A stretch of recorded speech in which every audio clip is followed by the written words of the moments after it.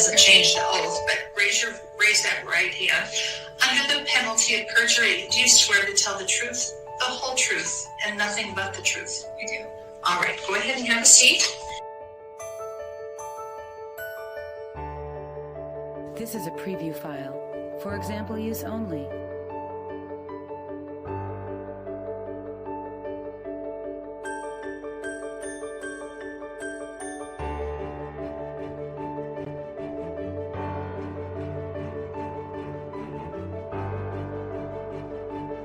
The only credible witness here today. For example use only.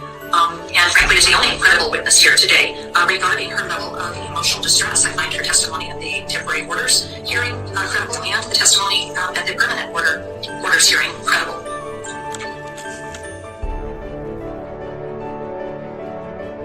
This is a preview file. For example use only.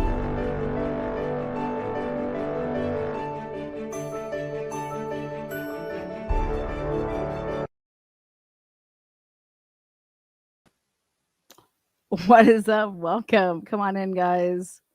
You know, I had to go back to an old school clip I had there. Welcome. We're going to be talking about Turtleboy. Motion to dismiss. This gives me 2022 vibes, but it takes me back to 2021. Let's see here. Pulling up the 88 pages. I've already read them. We're going to discuss them. Look at that. Mark Betterow files this affidavit in support of motion. So come on in. We're going to talk about it, though. Oh, it didn't share on your guys' end? Whoopsies. Sorry. There you go. Wah, wah, wah. There you go.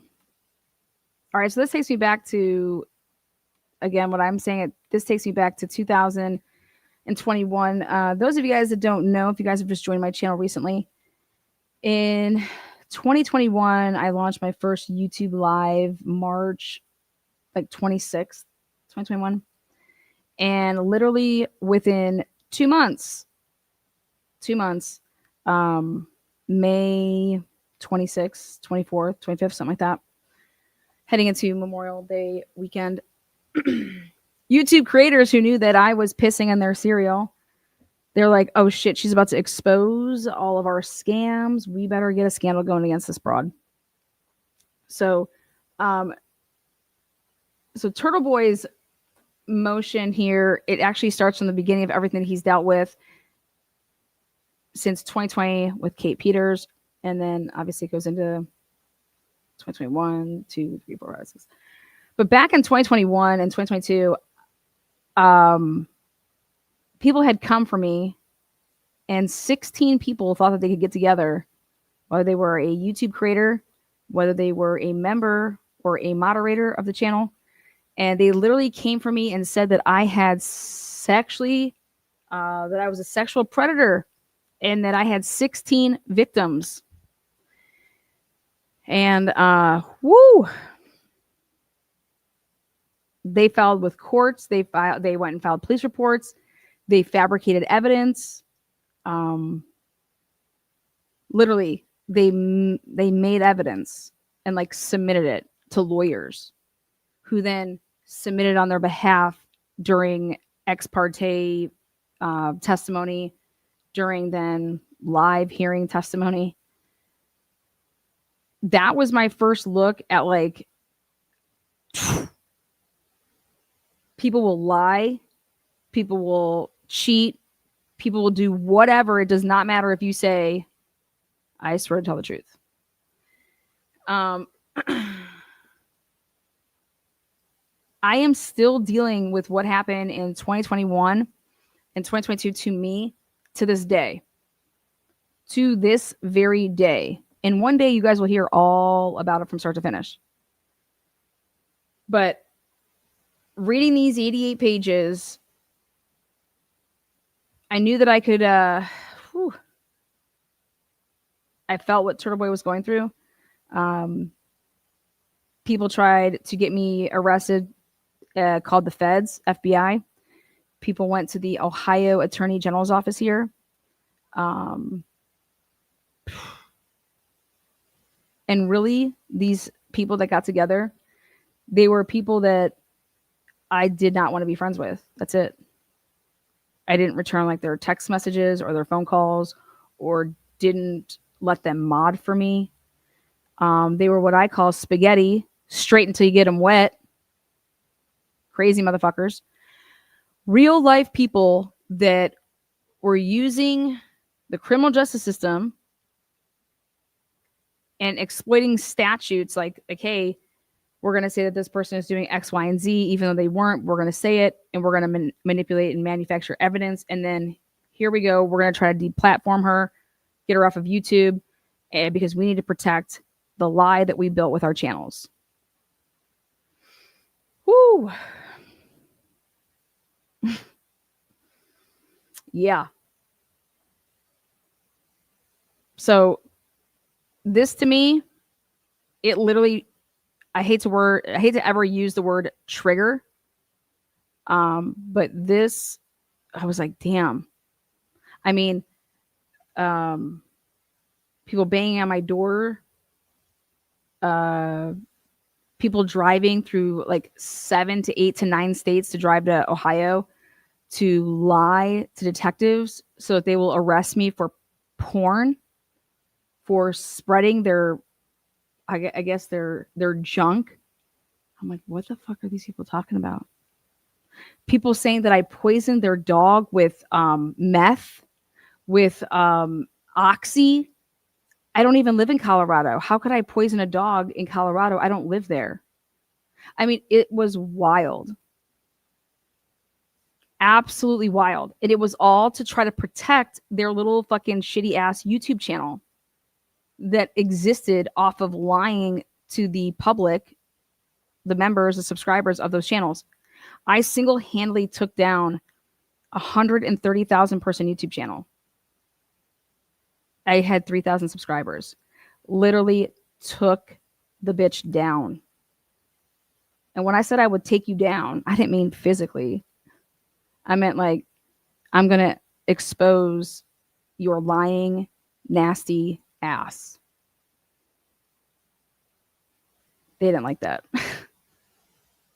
Then people get to talking on YouTube and they think that they know me. I'm all for opinions. You can have any opinion you want about me. I endorse the First Amendment. But back then in 2021 and 2022, what Turtleboy filed here, I filed. I did this back in the day. I just did it pro se. Because this shit, when you get into the lawyer game, it'll run you hundreds, thousands, tens of thousands to hundreds, thousands of dollars. Who the fuck has money for that? Nobody. Nobody has money for that. Nobody. So, woo. Yeah. Where are they at? You don't even know about them anymore. You didn't probably even know about them when they thought that they were somebody. But it's called going real life. It's called perjury. It's called manipulating evidence. It's called fabricating evidence. It's called conspiracy, colluding. It's called wrong. It's called real life internet trolls. Not just internet trolls, but then they mix with and try to infiltrate your life. They will literally become friends with people that you're friends with. They will try to become friends with who you used to associate with who you think that your ex associates with. And it's like, for what? Don't you fucking have a life, motherfuckers?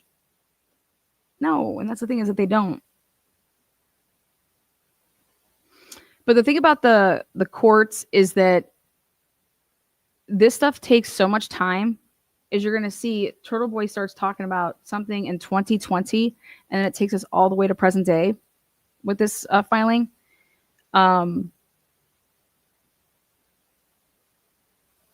These people are ridiculous. Whether it's the state that doesn't want to turn over, or the Commonwealth that doesn't want to turn over discovery. Once you endorse something, let me tell you how far back this goes for me. People in Colorado, a magistrate in Colorado and her clerk, they were compromised and they deleted 4 minutes of of a hearing that was audio recorded, obviously, as they are. They deleted the final 4 minutes of the hearing. There was a hot mic that I was involved with. They deleted the final 4 minutes of it because somebody from the opposite side that I was going up against, one of their business associates called in, let the clerk know that, hey, you might want to delete the final 4 minutes because there was a hot mic. No, bitch. That's going to stay. You cannot go and delete official records. You cannot go and delete audio transcripts. Well, guess what they did in Colorado? They did it. I said, damn, the audacity. Well, guess what I was able to get? I had both versions. So in order to appeal anything, in order to object to something, you have to go and pay for transcripts. So let's say that Turtleboy was to lose his case eventually. He's going to have to go buy those transcripts, which are so expensive. Okay. In Ohio and in Colorado, what they can do sometimes is they will take the audio, and then from that, in Colorado, they then give that to the transcriber, and they're like, here you go. Now you can do the transcripts from the audio. And it's after you pay for it. Well, so I paid a ridiculous amount of money, like $1,200 to get transcripts one day in a hearing out in Colorado. And I get them back and I said, hey, you're missing the last 4 minutes. And she's like, oh, that's what you meant. And I was like, because when I wrote my message and I said, I would like you to transcribe from the audio version that you provided the plaintiff, not the defendant. So I received a different audio version than the plaintiff. And mine had 4 less minutes, motherfuckers. 4. And the best part about it is that here, this is me. Miss Oriani purports that Miss Zimmerman purposely, with the intent to deceive the courts, submitted manipulated or fabricated pieces of evidence, which would be a violation of numerous professional codes, most notably Colorado Rules of Professional Conduct 8.4 misconduct, bitch. Along the list of everything, I had to go pull this out of the woodwork to talk about these deleted 4 minutes. But can you imagine in the Karen Reed case that the trial transcripts, she would get a different version than the Commonwealth would? Can you imagine that? And it's just like, you're like, no, wow. Well, guess what they did of those final 4 minutes?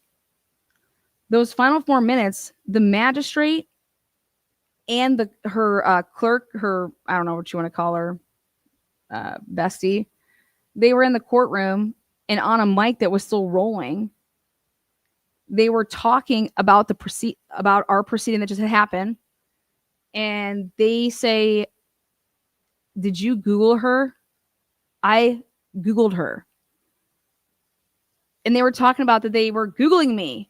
And they were talking about, wow, you know, she does know what she's talking about when she asked for a directed verdict and blah, blah, blah. And she's like, it was not a slam dunk. It was a really close call there. And, but these two are just crazy.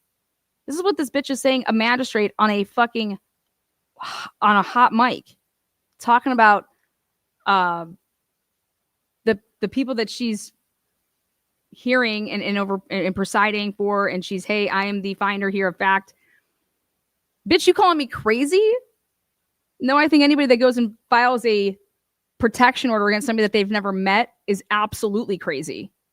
I've never met this broad. I don't know this broad. I've never been to fucking Denver, Colorado in my life. How are you saying that I'm stalking you? You silly fucking hoe. And she fabricated 66 pieces of evidence. Because what did she do? She took clips of my videos, not the whole thing, clips, and was trying to manipulate them to say that I was saying certain things that I wasn't saying. Labeling my videos something outrageous. And then having her little cohorts, her little fucking mods, her little wannabe fucking dick suckers, clit lickers, who were making channels on YouTube for the purpose to harass me. And then getting a known felon to come and serve me papers at my house and bang on my door and act like he was not a process server. So, and then try to interfere with my custodial relationship and try to come for my relationship and say that I should not have my child. Try to call the FBI, get me arrested. Try to call the Attorney General's office, get me indicted that way. I mean, every which way trying to get me indicted for things that I never did. Ever did. I do not know these people. Well, Lana, why would they ever come for you? Because I was interfering with their way of scamming people on the internet by acting like they were covering cases and had these exclusives and these insider, I don't know, leads. Oh, I talked to so-and-so. Oh, I know Nicole Kessinger's sister, blah, blah, blah, blah, blah, blah, blah, blah, blah. All lies. And I outed it. And they're like, oh my God, Lana's going to make a YouTube channel. Oh my God, she's going to expose all the stuff that we've been doing. Oh my God, we have to get her off the internet.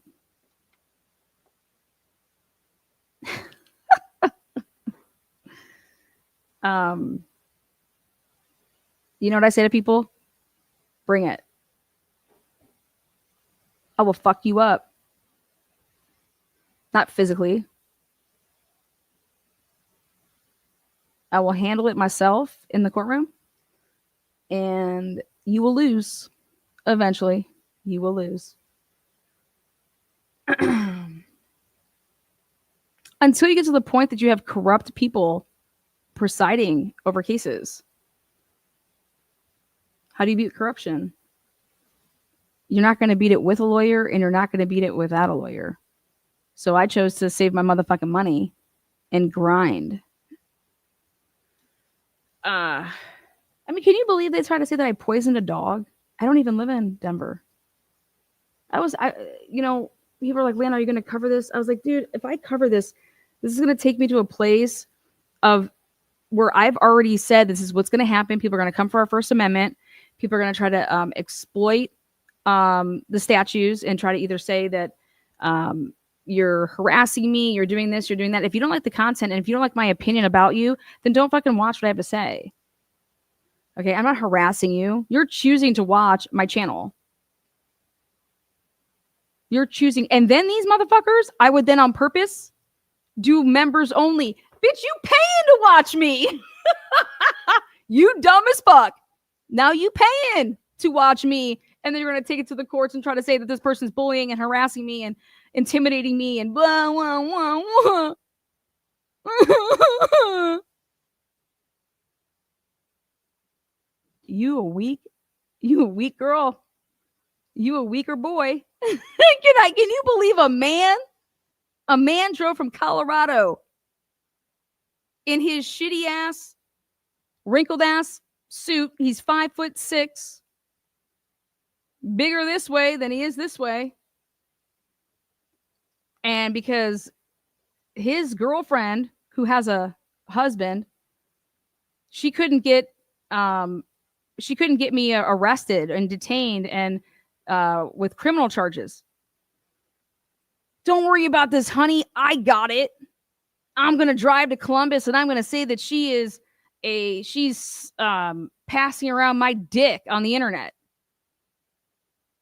What? You must not know me. Yep. That she was soliciting and passing and voyeurism and all this wild shit about this 5'6" fat fuck's dick. And I'm like, I don't even know this man. I've never met this man. I don't even know. I know that he's tried to do crazy shit, but I don't know him. Okay. So anyways, here we go. Oh, what is up, Boston? What is up? I wasn't reading Boston. What's going on? Chad T becoming a member. So back in 2021, literally within 2 months of me being on the internet, and then you have people that are blind creators out there that don't know anything about the situation, and then they want to literally swallow whole a narrative that someone tells them. And yep, I'm talking about you, the glare. The glare endorsing saying that I was a sexual predator. Well, I'm not. Was never. And the only person that I see swallowing anybody is you, whole Turtleboy.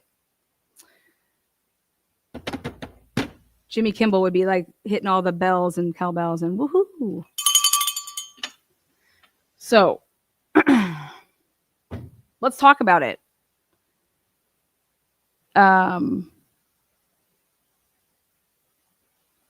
Commonwealth of Massachusetts versus Aiden Kearney. Whether you like somebody, whether you don't like somebody, whether you follow the case, nothing. At the end of the day, it's what facts do you bring? I don't even really care about your position. It's how you present the information. And Turtleboy, I've always said this, did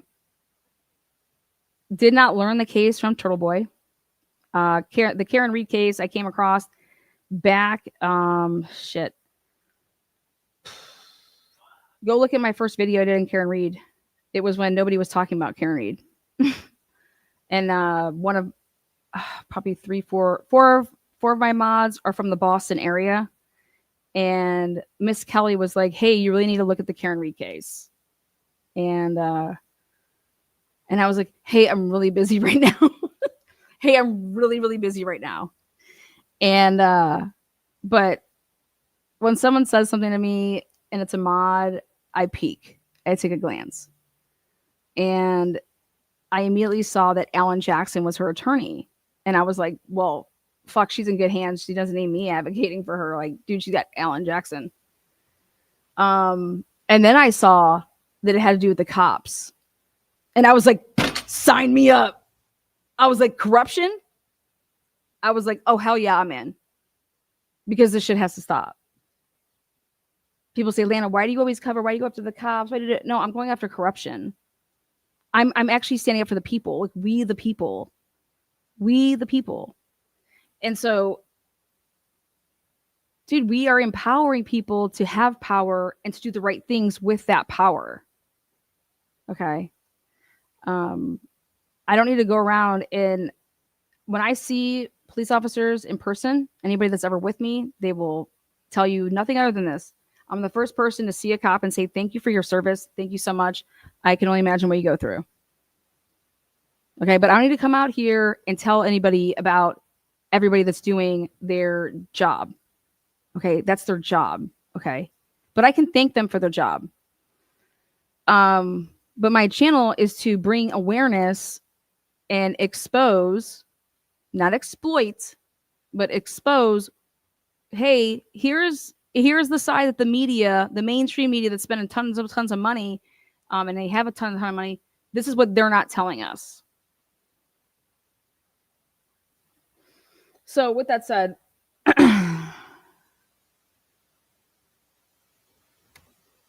let me grab us an afternoon cocktail. Woo! Woo!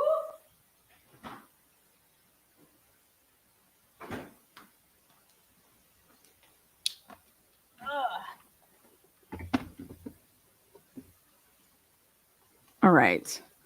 Let me go over here and check this out. Yeah, if you just joined us, check this out. So I was doing it's called the Pretty Petty and Perjury. Check this out. This is a preview file. For But if example, you're use only. sitting up or down, it doesn't change the oath, but raise that right hand. Under the penalty of perjury, do you swear to tell the truth, the whole truth, and nothing but the truth? You do. All right, go ahead and have a seat. This is a preview file. For example, use only.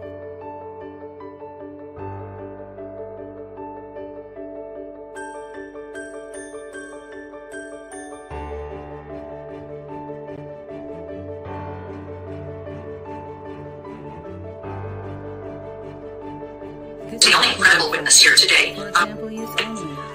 And frankly, is the only credible witness here today regarding her level of emotional distress. I find her testimony at the temporary orders hearing credible, and the testimony at the permanent orders hearing credible.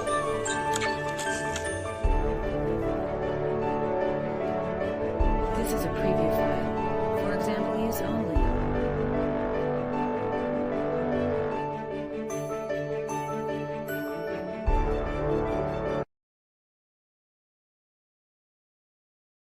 What is up? All right, cheers. What are you guys sipping on today? We'll do twisted tea. All right, here we go. So Mark Betterow files, and what I love about this is he files his motion, and it starts from the beginning. And so if you don't know the story, you're going to learn about it. And Mark Betterow is an attorney on the record for the defendant Aiden Kearney. And this is an affidavit, so this is from his perspective. This is awesome that Mark Betterow, this is his affidavit. He is swearing under oath to everything that he is putting in this 88 pages. And then there's all the exhibits that go with it. So it's additional pages. The last time I've seen a motion like this, it reminds me of Alan Jackson writing his affidavit in support of Karen Reed's motion to either dismiss, bring sanctions, but Alan Jackson has gone deep and has wrote affidavits like this. It is supposed to mean more to the courts when a lawyer, is going to do something like this. They're swearing under oath, like it's a sworn statement. So if anything in here was false, Mark Betterow could be charged with perjury technically. Okay, so just making it a point to say how important when you hear, okay, wow, this isn't just a motion that he's filing for his client. Okay, he is, here we go. Come at me, come get me. So I think that's pretty cool. I am familiar with the facts and the circumstances herein and make this affidavit in support of Mr. Kearney's motion he's asking for this to be dismissed. Okay. Not only is he asking for it to be dismissed, he is then asking for,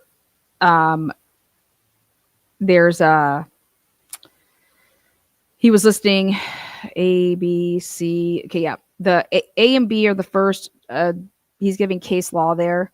And then C is that he's saying the disqualification of special prosecutor Kenneth Mello.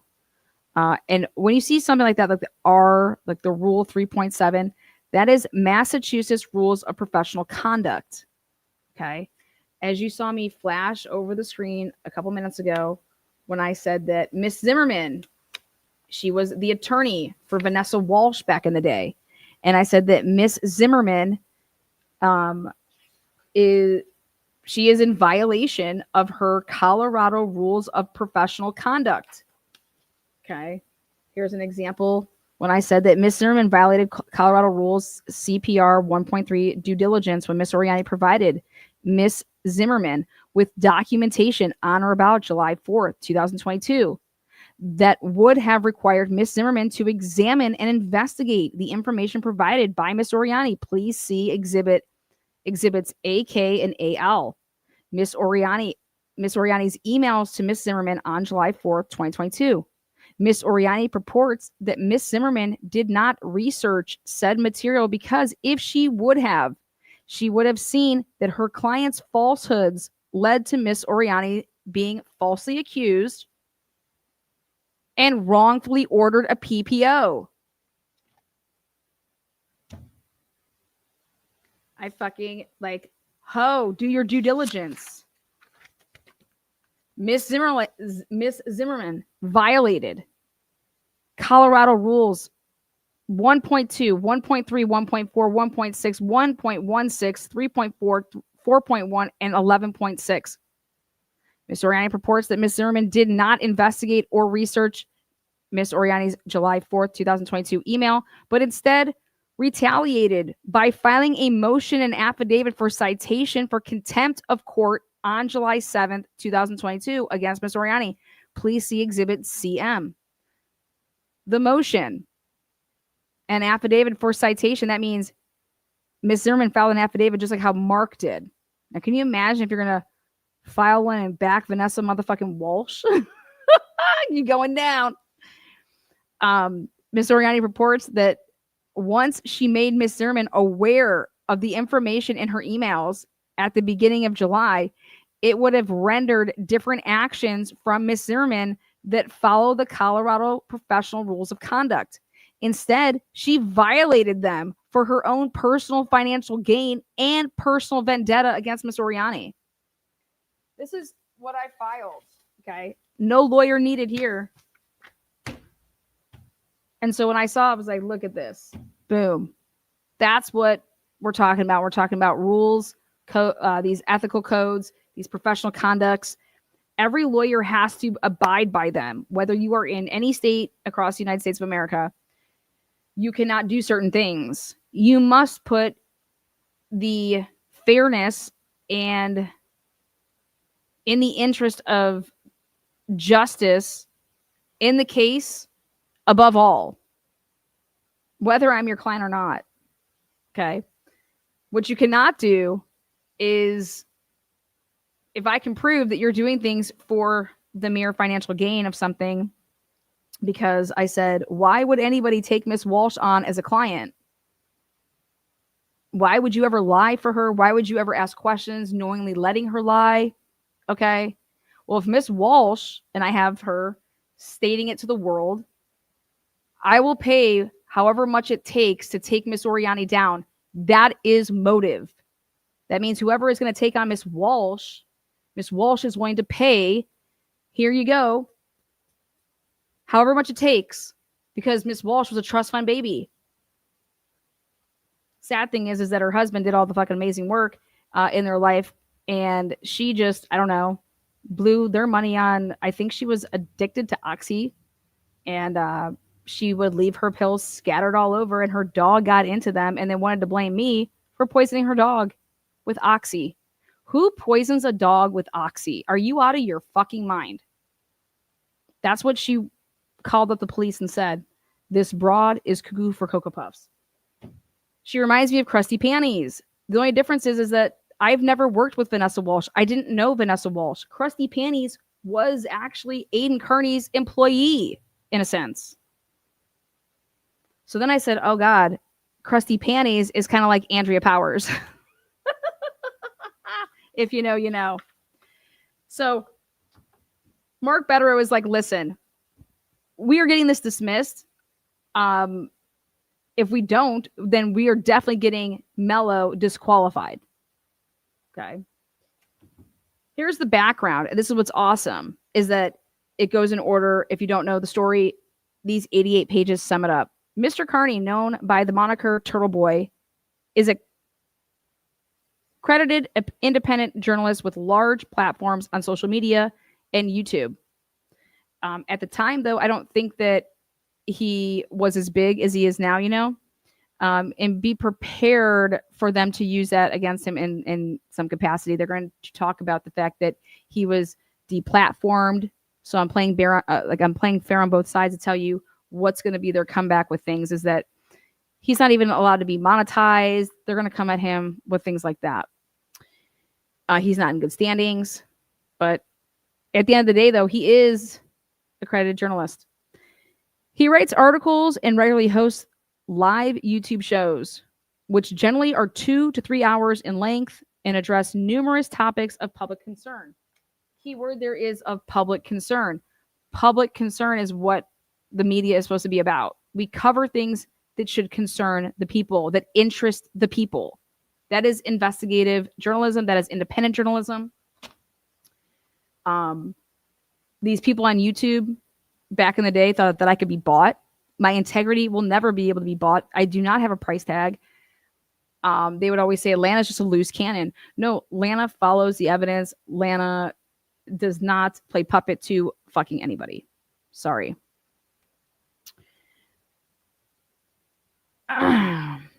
Number 3, Mr. Kearney's YouTube videos are categorized sequentially, which is huge. So it's kind of like dates. Instead of writing the date on the name of the live, it would be episode 1 and then continually go 2, 3, 4, 5, 6, 7, 8, 9, 10. This will play huge in Aiden Carney's defense. And I'm going to explain why. Because it's called manipulating and fabricating evidence. Episode numbers and titles of Mr. Kearney's shows are displayed prominently on his YouTube page and may be viewed by anyone, irrespective of whether they subscribe to his channel or not. And that's called the YouTube algorithm. That's going to be huge in arguing at court.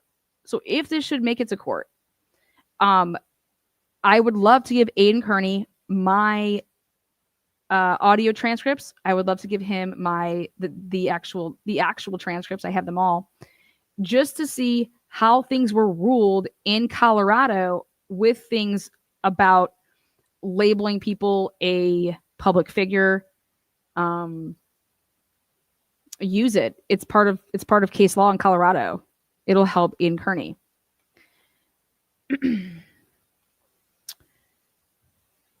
So Mr. Kearney's investigative reporting has exposed numerous examples of fraud, corruption, and wrongdoing. He often he takes his journalism and he will intertwine it with comedy, satire, and activism. Wow, I feel like I do that. That's a very important thing to say, okay? Because that would mean that you would have to listen to the majority of it, or at least way more than 20 seconds, 10 seconds, 5 seconds, to understand the full meaning and the context of what it is that you're talking about. Otherwise, it could be taken out of context. And that's exactly what they did here. So very well done there by Mark Betterow to say that it's all intertwined. It's kind of like going to a comedy show, all right? Number 5 is in April of 2023, okay, Mr. Kearney began researching the Karen Reed case, which at the time appeared to be a straightforward, open and shut vehicular homicide case. After he reviewed publicly filed court documents and acquired information from sources he generated. Keyword is that he generated his own sources. People didn't come to him. He generated them, which he's allowed to do, which I think should protect him. I'm not sure in Boston, though, how that's viewed. Mr. Kearney quickly realized that the case against Miss Reed, guess what? It was anything than what it was being reported as.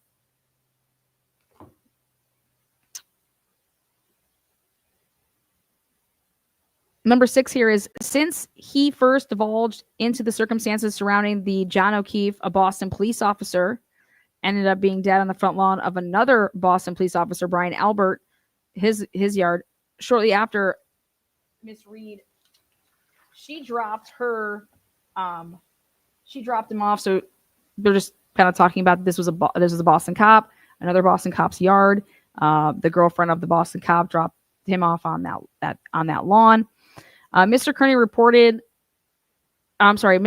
reporting and content creation has centered on his unabashed belief that the Norfolk County District Attorney's Office and the Massachusetts State Police framed Miss Reed. Guess what? You are allowed to have those ideologies, thoughts, opinions. They're his. And he is basing them off of the filings. Okay? He is basing them off of the filings.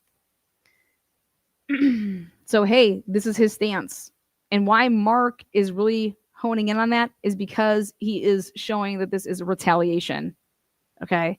If Turtleboy was doing these things and thought so highly of the police, would Turtleboy have been arrested? The answer is absolutely fucking not. No. Okay? If Turtleboy would have been doing the same thing that he was doing, but in support of the police's narrative, the Norfolk District's narrative, would he have ever been arrested? And that's the easiest answer. No.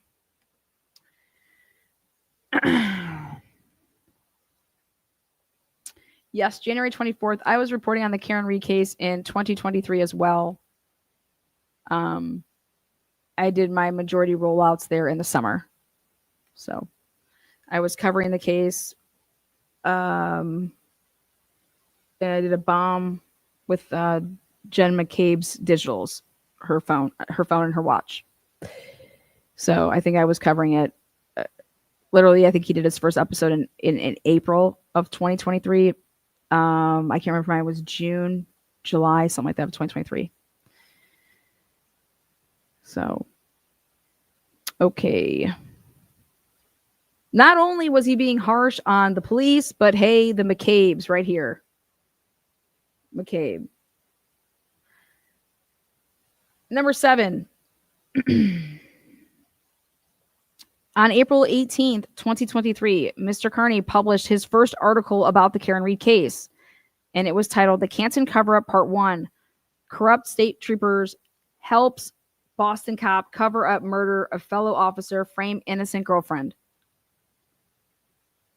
Number 8, Mr. Kearney's initial Canton cover-up report was primarily sourced by the April 12, 2023, 90-plus page court filing from Miss Reed's defense, which consisted of an affidavit from her attorney. That's the affidavit I'm talking about that this mimics for me. I got the same 90-page filing, and that's what all of my reporting came from when I broke down Jen McCabe's and everybody's movements that night, or as many people as I could, based off of that 90 pages. All the exhibits I put into an Excel spreadsheet. So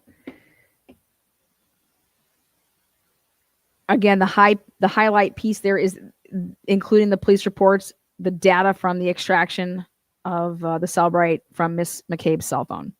Number 9 is Mr. Kearney reported that Brian Albert, Miss McCabe, Matthew McCabe, Chris Albert, Colin Albert, and Julie Nagel were definitely in the house at the time that Mr. O'Keefe was killed, and that all of them witnessed the murder or are aware of it and have said nothing. Okay. It was like, hey, you guys are either involved or you are witnesses, and you guys have kept your mouth shut, and you guys are part of this cover up. Hence the title of the article, the YouTube, the cover up. If you know something and you just are sitting there not saying anything, you're in a sense covering up the actual story. Most of them were not questioned by now terminated and disgraced, Trooper Michael Proctor. Mr. Kearney's article highlighted the Reed defense's claim that Miss McCabe Googled how long to die in the cold at 2:27 a.m. on January 29th, 2022, which, if true, was damning evidence of her complicity in and or knowledge of the circumstances surrounding Mr. O'Keefe's death. Now, can you imagine how much more shit would have actually been in Alan Jackson's 90-page affidavit if, in fact, they would have received the Brian Higgins video? If they would have asked for things and it would have received the Canton Police Office cameras, the Sally Port.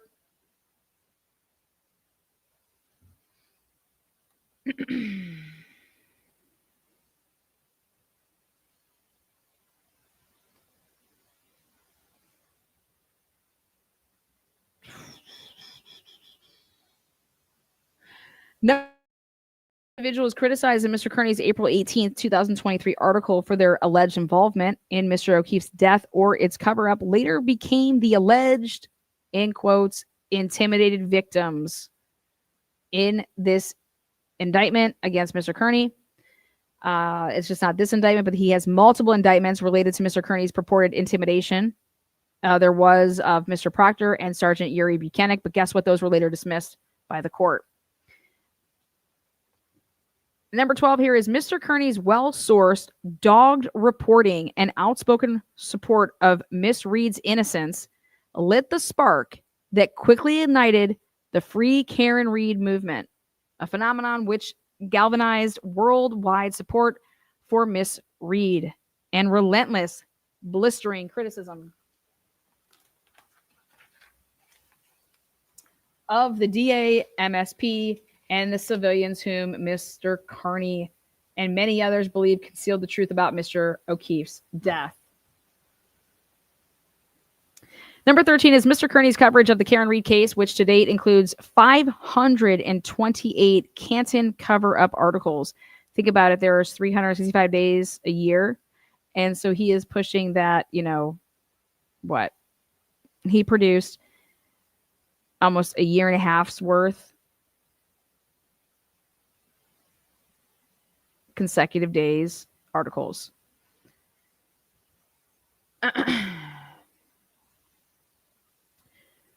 Virtually overnight, it transformed Massachusetts criminal case into perhaps the most high-profile and scandalous murder prosecution in the United States in decades.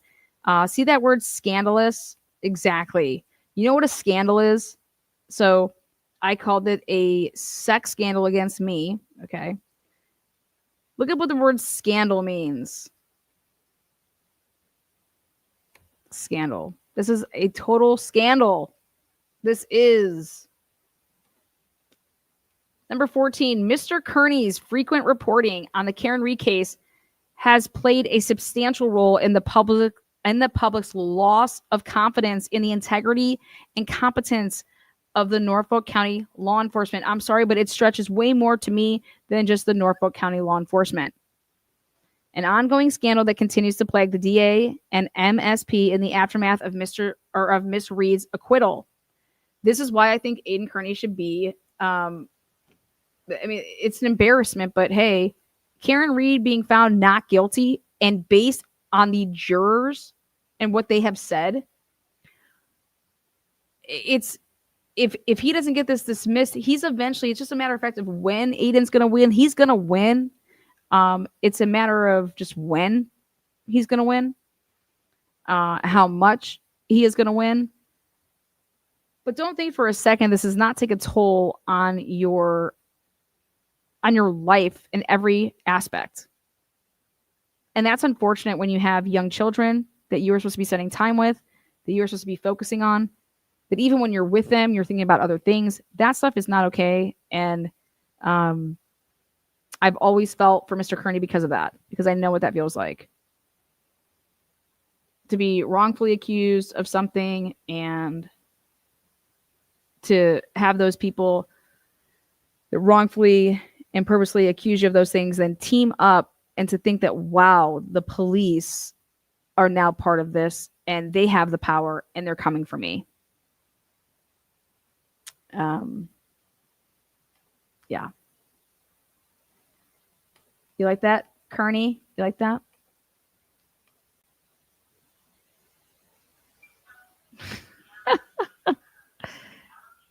Sherry D's loving it. You know who I just love in this whole thing? I love the fact that none other than Brian Tully gets handed his motherfucking ass in these 88 pages. I think Brian Tully is full on Leotard. Leo, yeah, for law enforcement officer. He is full tard. Tully is not creative. Tully is not slick. Tully's bald head is not special. Tully is a complete fuck. That man has absolutely no business being in law enforcement and having an inch of power. That man should serve several upon several upon several days, weeks, months, years behind bars. He is dangerous. That man is dangerous. That man is I have no life. I will do whatever you say. I'm a human fucking piece of shit. And what are we going to do? Who can we fuck with?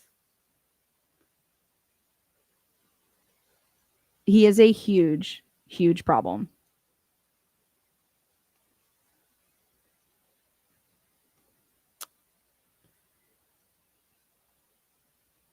But for Mr. Carney's reporting disgraced former trooper Proctor would still be investigating serious cases for the MSP. Other members of the MSP, including Detective Lieutenant Brian Tully, the lead investigator against Mr. Carney, and Sergeant Buchanan. So basically, Aiden Carney exposed all of this stuff. He was able to expose this stuff because he took the back after reading, hey, this is what Karen Reed's team is saying. Why would these lawyers ever be saying this stuff? What are they getting themselves into? He simply is reporting on what Karen Reed's defense team was saying. He was giving what all journalists, what all mainstream media people should be fucking doing. He was reporting on the other side. Think about it. He was doing mainstream media's job.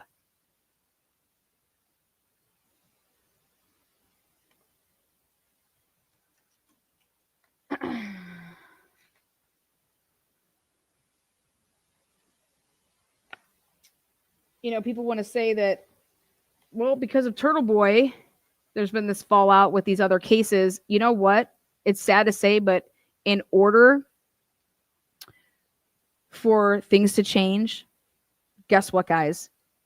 Guilty people may go free. Sorry. That's the reality of corruption. That's the reality of corruption. And that's not the reporter's fault. That's not the people's fault. Okay? That's the government's fault.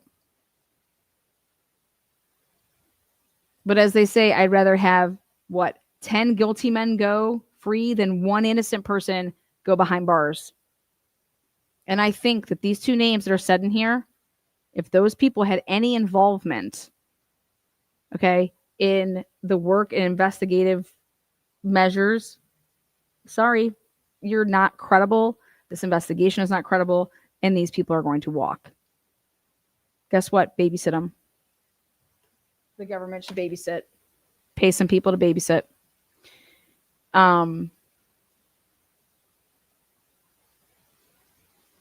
Because it has to stay that way. That's how things change.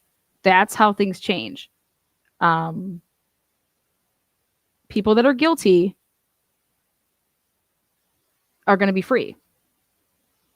That's how things change. Not people that should be free are freed, and the people that help make that possible because they reported on the case catch cases. Come on. Ridiculous. And number 16 is, although Mr.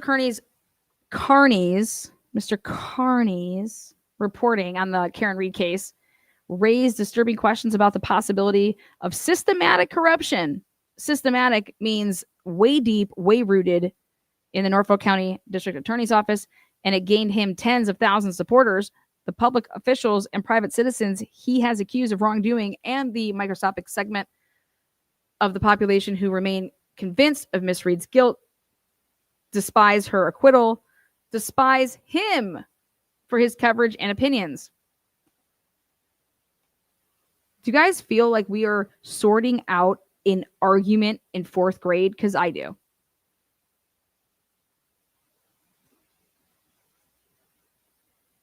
This is just ridiculous. The Commonwealth is literally a fourth grade playground.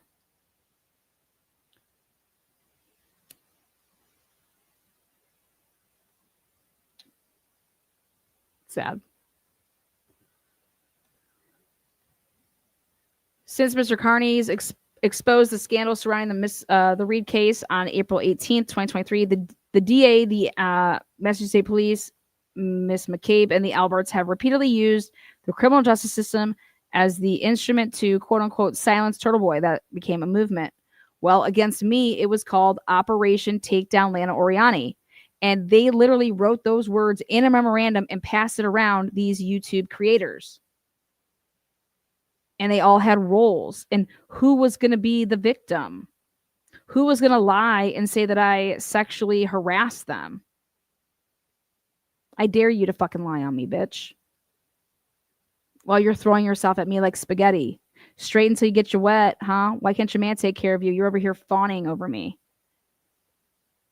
Close your fucking legs. Your breath smells, bitch. Woo!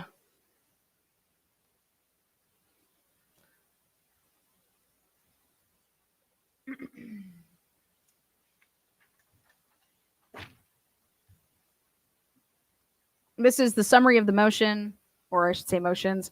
Number 18 is the primary evidence used to secure Mr. Carney's indictments were shortened, edited, and renamed segments. I saw this. I said, shut the fuck up. From his hours-long YouTube episodes, which had the effect of skewing the true context of Mr. Carney's episodes. I said, wow, this is what they were doing in 2021. Kate Peters and the Norfolk County District Attorney's Office are literally light years behind everybody else in the world. Okay. Who would ever think that this could ever fly in a courtroom? Faked shit, manipulated shit. Unbelievable. Number 19 here. For months prior to the grand jury proceeding. And remember, for everybody that doesn't know this, a grand jury proceeding is unfettered testimony that is led by the prosecutor with no defense ever present. Okay. And literally, it is uncontested. Say whatever the fuck you want. But guess what? It's sworn. And you better, like, you're going to be held to that. But you're eliciting that testimony and you're giving that testimony. So here, Aiden Carney he had a grand jury. So here for months prior, though, to the grand jury proceeding, Tully and Mr. Mello were familiar with Mr. Carney's actual episodes, including their true names, length, and context. Amazing. They say that the hyperlinks really make this motion 100% better. That's awesome. You're happy to go watch it like that. I'm putting my spin on it, but by all means, he paid for it. So his defense team put hyperlinks in. To me, I would just want to be have this dismissed and then be able to sue. Makes it easier for the judge. Sometimes that's if they even click on the link. You guys think that judges do shit. I love it. I love it. You know what I love? I love that the crowd still believes in judges. I literally am resting my hat on one more judge in a high profile case, and that's Judge Kite out of the Duval County Circuit, 4th Circuit out there in Jacksonville.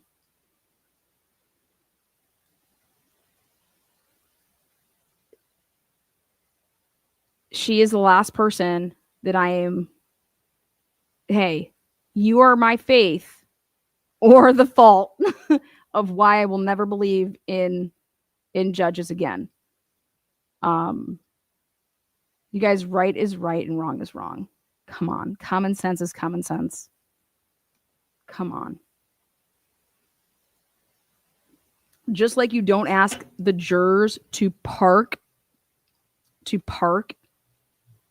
your common sense at the door. Judges, we ask you not to park your common sense at the door.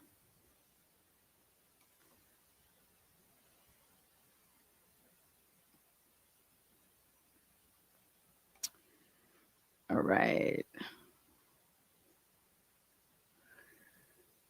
So this is where it gets a little intense for me, because this is exactly what happened in 2021 and 2022. And then those fucking idiots that made this fake ass shit, they gave this stuff to try to, like I said, ruin my custodial relationship. And so it was like, fuck Lana's YouTube channel. We're going to go for her livelihood and her relationship with her son. So, but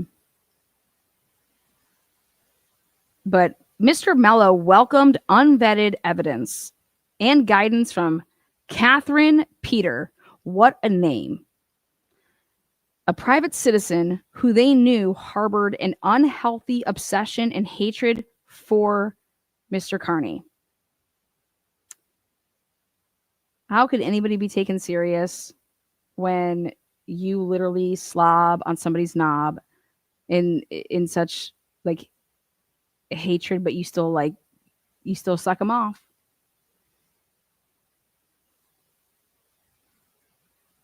This Catherine Peters woman gives me straight Debris vibes, straight like just you couldn't cut it vibes. Like you just, if you had anything going in your life, this isn't what you would put your time towards. And that's called mental health. This bitch needs total.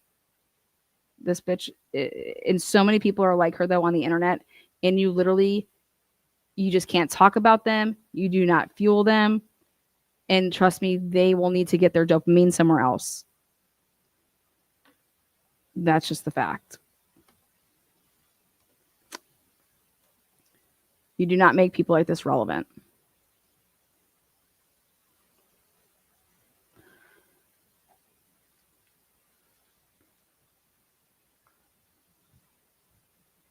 All right, so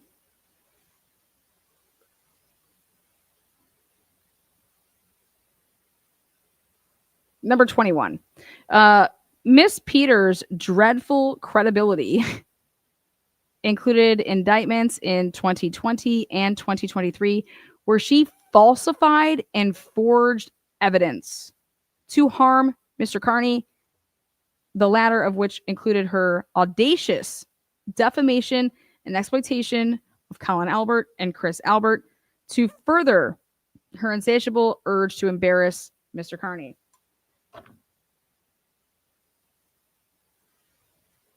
Miss Peter provided Detective Tully and Mr. Mello with video and audio evidence, including edits from Mr. Carney's lengthy episodes, which she believed evinced Mr. Carney's intent to intimidate witnesses.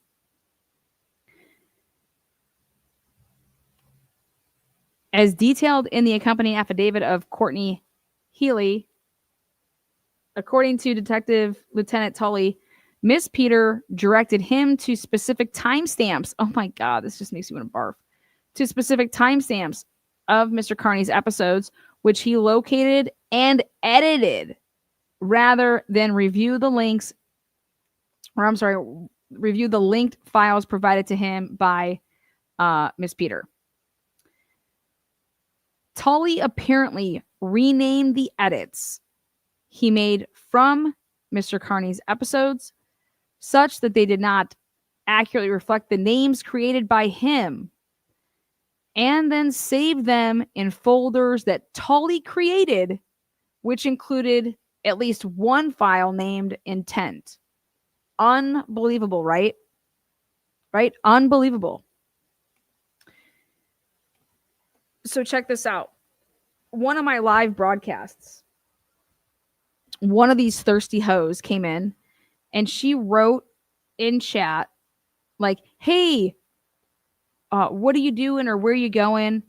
And would always want to like write in a question or say something to get me to say something about what she's saying. And so if it was like, oh, where are you headed to? And I say the name Denver. I'm headed to Denver, Colorado, let's say. Clips that. Then puts that. So you want to talk about like clipping shit. Then I'm headed to Denver, Colorado to kick somebody's ass. Taking a whole bunch of different videos that I've ever made and putting them together so that I would say, and it would seem like my video was saying that I'm going to go kick somebody's ass and it's a threat that I'm going to come and bring violence.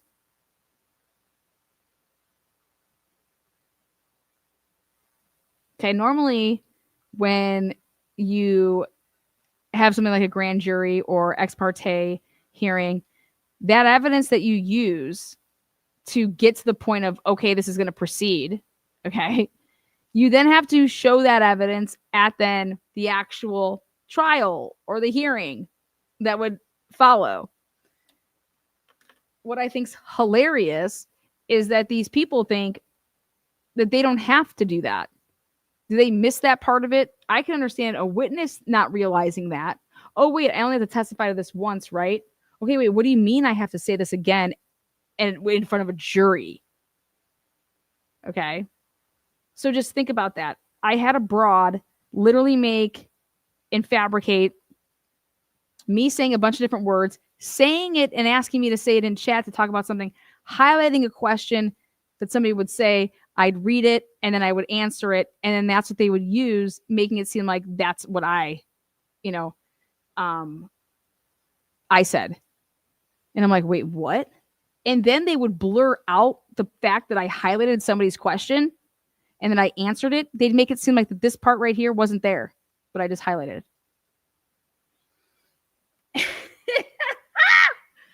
And I'm like, dude, this is criminal and these people should go to fucking jail for this, prison for this shit.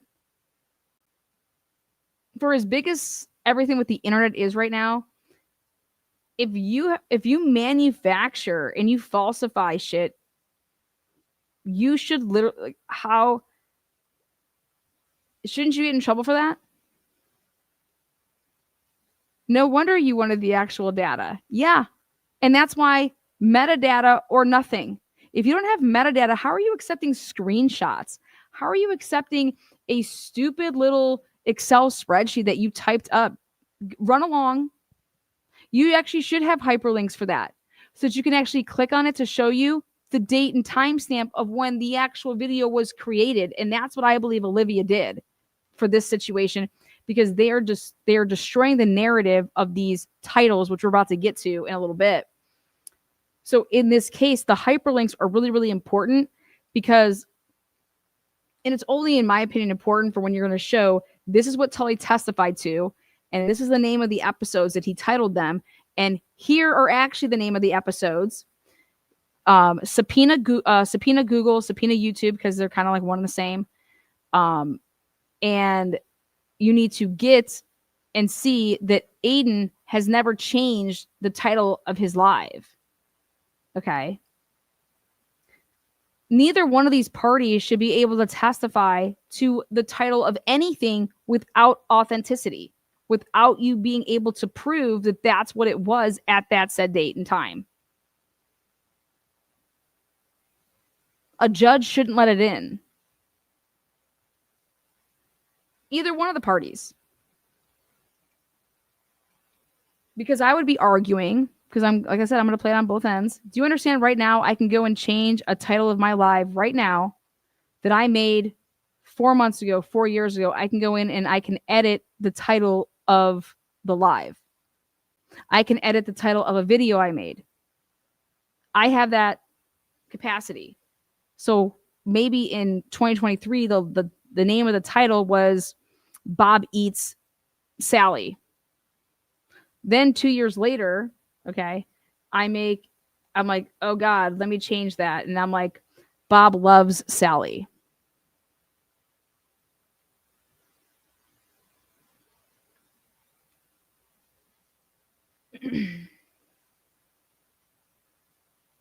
Without you being able to authenticate the date and the timestamp of when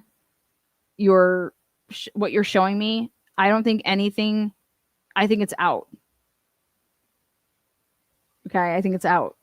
I think that there should be no, I think that the reason I have to say that it's out is because you can't leave it up to a jury to apply weight to it. It should be inadmissible to then therefore not allow a jury to apply or not apply any weight. But a judge should be determining ahead of time that that shit is inadmissible. There should be metadata to back that up. That this is what it said at this date. Then actually I changed it to this, but then I had it this. Maybe I changed it 5 times, but I never once had it what the fuck they're saying I had it as. But guess what? It shouldn't be Aiden's proof. It shouldn't be his burden. The Commonwealth should have to prove that that's what those titles were on at that time, and so the due diligence that Mello, fuck you. That's your job.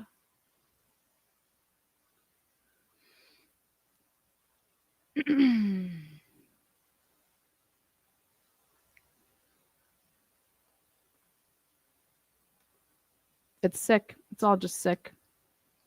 But here, Tully goes ahead and he just renames these episodes and he puts them all in a folder that's named intent.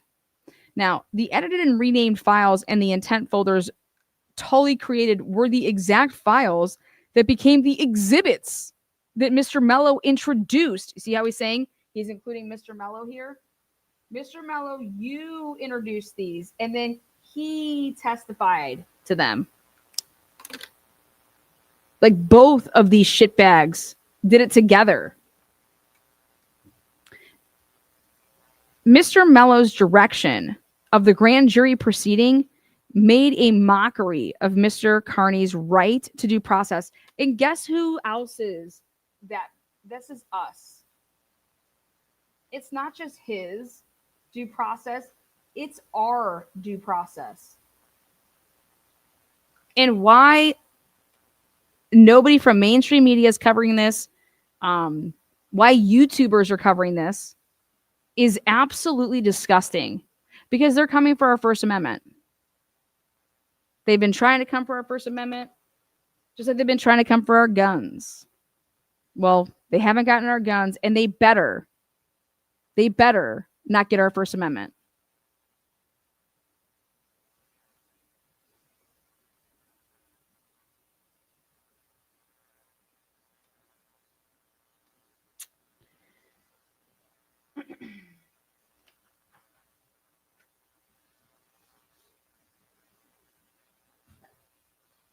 Massachusetts is a goddamn joke.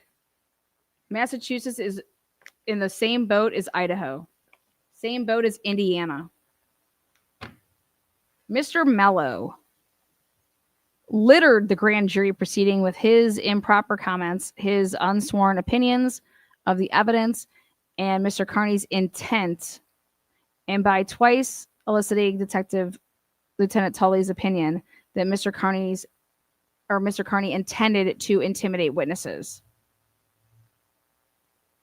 Mr. Mello provided the grand jury with improper legal instructions and failed to give appropriate limiting instructions. He improperly alerted the grand jury about the possible sentences associated with the crimes for which he sought indictments, and even a charge for which he did not seek an indictment. And that was where the wiretapping comes in.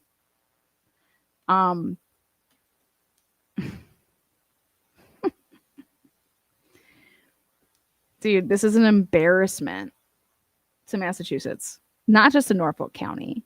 Fuck that. This is an embarrassment to Massachusetts. The only thing good I see coming out of Massachusetts is Tom motherfucking Brady. All right. Maybe Larry Bird. You got to put him on there. Yeah, sports.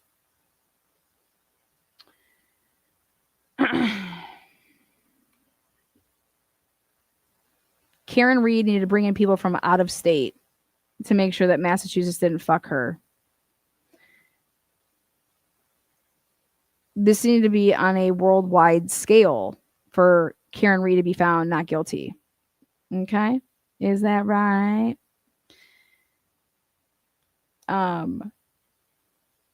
Mr. Mello, who's been hiding at the hospital, Mr. Mello dedicated the first day of the grand jury proceeding. There's 5 days that they did. 5 days. And the first day he spent trying to, he was dirtying up Mr. Carney through his instruction of irrelevant and prejudicial evidence related to an uncharged allegation of Mr. Carney wiretapping Stephen Scanlon, a topic entirely unrelated to the witness intimidation allegations before the grand jury. So this is what's weird, is that he was going to put forward this. He did put forward the wiretapping, but then he didn't seek an indictment for it. Okay, he didn't ask the grand jury to come back and indict him on it. After presenting evidence of it, well, according to Mark Betterow here, that's like 403. That's like using prior bad acts to influence and prejudice the defendant, and you cannot do that. But what Mark Betterow basically says is the real question is why wouldn't he put it forward to see if they would indict him for that? Unless shit was so far manipulated and so far fucked that this is something that we're only going to use to prep the jury with just Aiden Carney being just a sick fuck. Okay. Only to influence, prejudice the jury to be like, okay, yeah, let's indict him on this and this and this. And then we're going to make it seem like, we won't go for this because it's 5 years. We'll just go for this. Ridiculous. Ridiculous. We need to start having a class in high school, okay, that is called, they can call it civics. They can call it civic duty. They just need to call it common sense. They need to call it our rights. This is the type of stuff. Maybe it needs to be called politics. I don't know. Name whatever you want.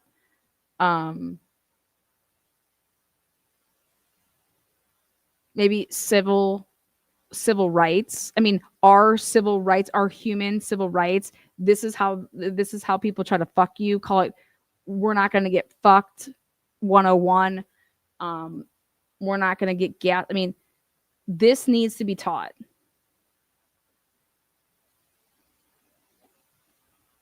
So call it whatever you want, but when you're in high school, you should learn this. You should learn about the grand jury proceeding. Because this is just sick. These people make me sick.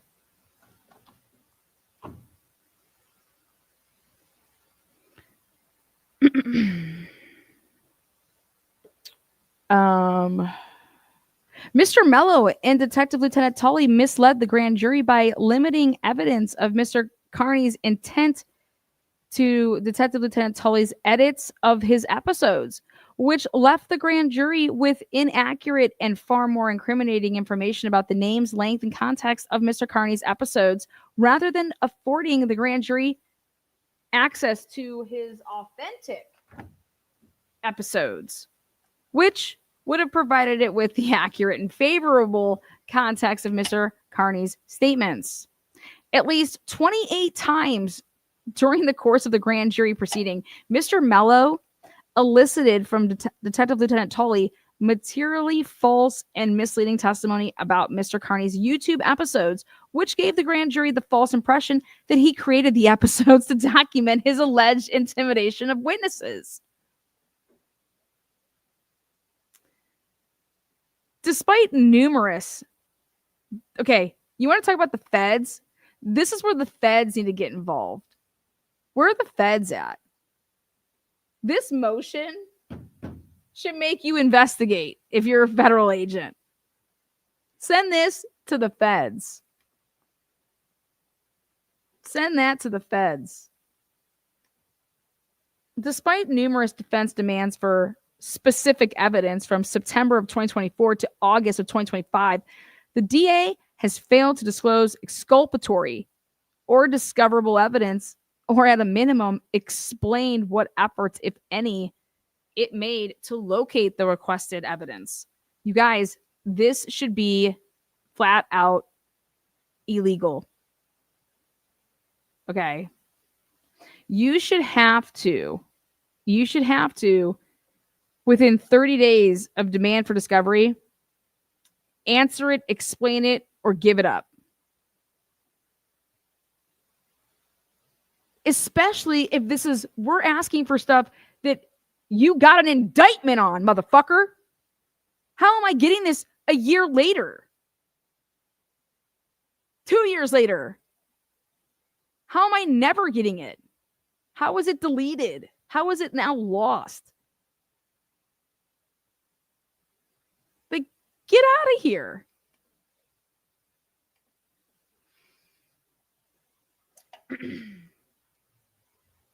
Number 33, the defense made a prior defense motion to dismiss the indictments without access to important undisclosed evidence that was in the Commonwealth's possession, custody, and control prior to the filing of that motion. Back then.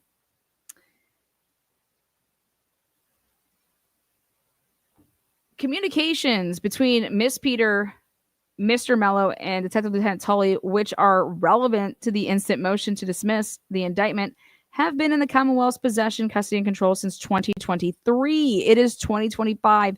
This is absurd. And were the subject of specific demands on September 12th, 2024, October 24th, and October 17th, 2024. But were not disclosed to the defense until months after the court decided our initial motion to dismiss. So not until after, okay, they dismissed that motion, did you give us that, but you had it, okay? Why aren't we asking for sanctions? Mr. Mello forwarded many of the communications relevant to the instant motion to dismiss the indictment to co-counsel Robert Cosgrove on December 16, 2024, but Mr. Cosgrove didn't provide them to the defense until July 7th of 2025.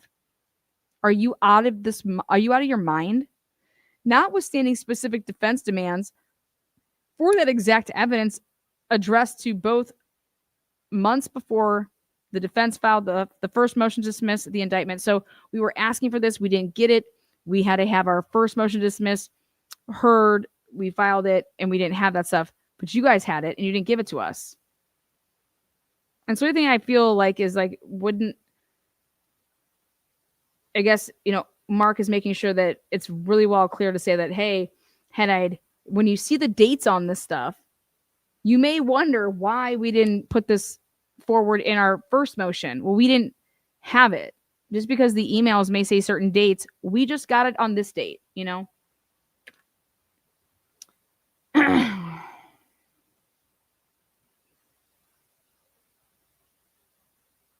Now, I want you to think about this. Think about this. Why would any lawyer who takes an oath, okay, to uphold the Constitution, to uphold the oath that they took, which is his rights or her rights just as much as there are rights, right? Why would anybody ever behave in this manner? Okay, because this is what I want to say. You have Mello. He was the first special prosecutor, right? He's doing dirty stuff. Then they replace him with Cosgrove, right? And then Cosgrove gets stuff from Mello in December of 2024 and doesn't turn stuff over until July. So how can it be that you just took one scumbag and replaced him with another scumbag?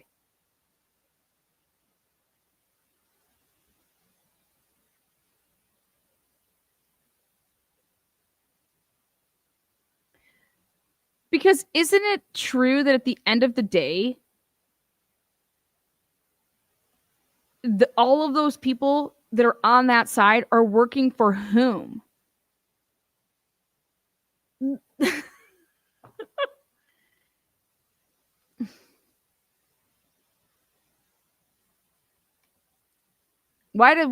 people say, why I want to become a prosecutor, why I would ever want to become a prosecutor? Who the hell would ever want to vote? I'm sorry, not vote. Who the hell would ever want to say, this is the case I want to take on? This is what I went to law school for. I think that we should blast the fucking law schools that produce these motherfuckers. Where did Cosgrove go to college? Where did Mello go to college? start writing and letting people know that, hey, guess what? This college is who produced these fucktards.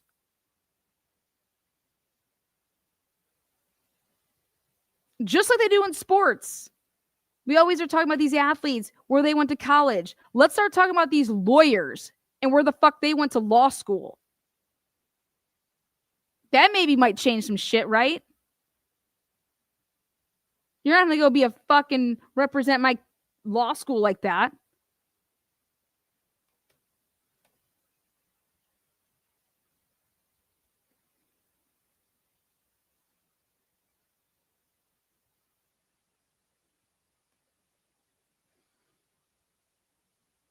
Someone start Googling it. Where did Cosgrove where did he get his law degree from? And where did Mello get his law degree from? Because I'm going to personally write some letters and say, this is who, and this is what this is what the money got them, is to go prosecute a case like this.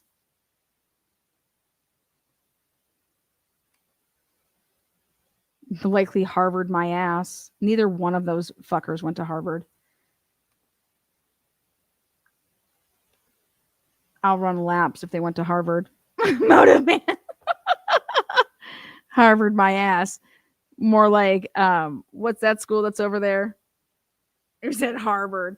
If these idiots went to Harvard, start boycotting Harvard.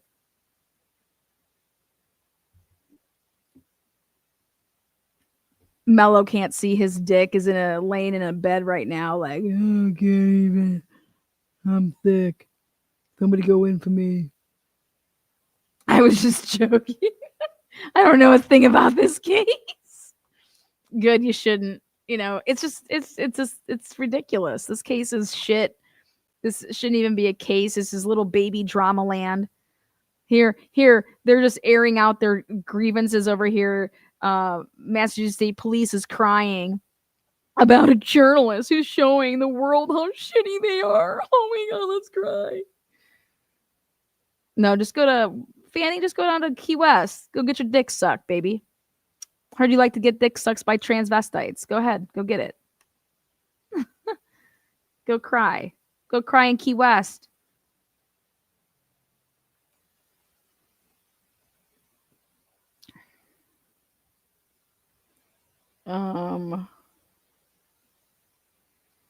Let's see here. Okay. So on September 4th, 2025, the defense learned for the first time the Detective Lieutenant Tully apparently edited and renamed Mr. Carney's content, and that this altered evidence later became the exhibits used by Mr. Mello and Detective Lieutenant Tully to mislead the grand jury about Mr. Carney's alleged intent. Unbelievable. Unbelievable. Unbelievable. The communications between and among Miss Peter, Mr. Mello, and Detective Lieutenant Tully, recently disclosed by the Commonwealth, established that the defense still hasn't been provided with a quote-unquote private video links. Miss Peter, no wonder why she's not married, and nobody could ever tell why, sent directly to Mr. Mello. We don't know if he's married or not because it doesn't put an S there. And Detective Lieutenant Tully, B, photographs and other evidence. Ms. Peter sent Sergeant Buchanan. Well, we know he's married and she is a fool. And C, communications between Miss Peter and Detective Lieutenant Tully regarding the assistance she provided.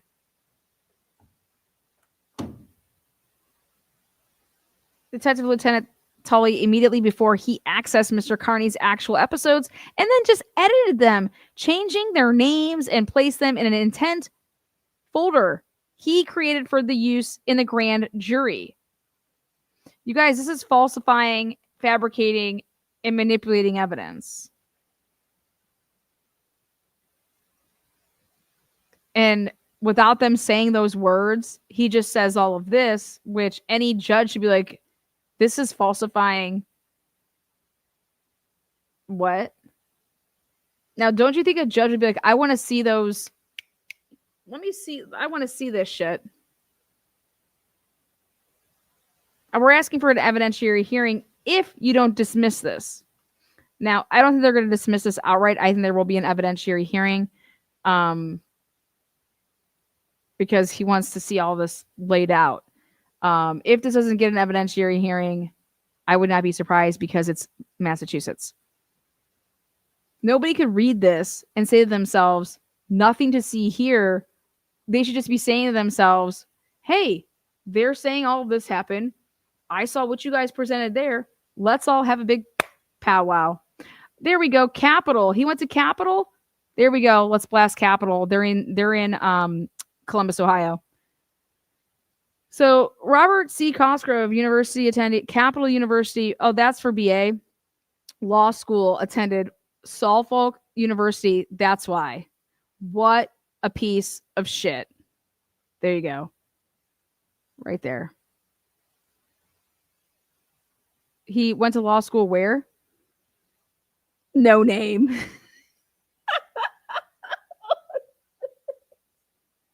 And it shows. Let it shows.